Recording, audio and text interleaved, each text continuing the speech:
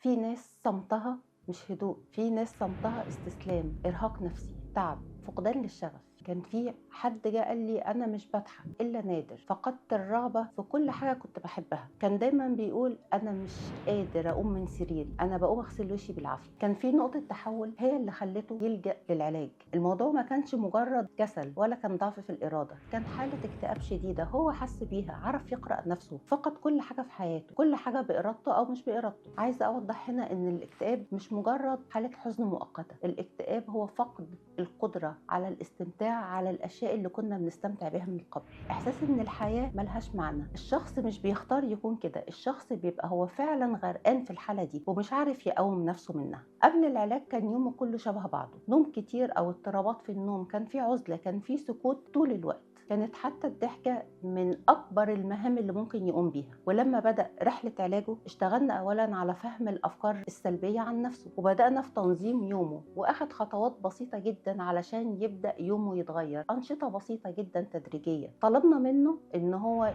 يعرف هو عايز يوصل لإيه، إيه هدفه، حتى لو كانت أهداف صغيرة، علشان يقدر يستعيد فكرة الإنجاز. وفكرة الإنجاز دي بتيجي خطوة بخطوة، والنشاط بيجيب إنجاز، والإنجاز بيجيب نشاط، ودايرة بدأ يمشي فيها. بدأت إن هو قام من السرير في الميعاد الطبيعي، بدأ إن هو بيلاقي نفسه إن هو بيبتسم بدون ما يعمل مجهود، بدون ما بيرسمها. جاء قال لي أنا حاسس إن أنا رجعت أعيش من جديد. هنا عايزة أقدم رسالة مهمة جدا وإن شاء الله تكون نافعة، إن الاكتئاب مش ضعف، ومش عيب إنك تطلب المساعدة. أحيانا أول خطوة في العلاج بتبقى هي إنك تعترف إنك فعلا تعبان.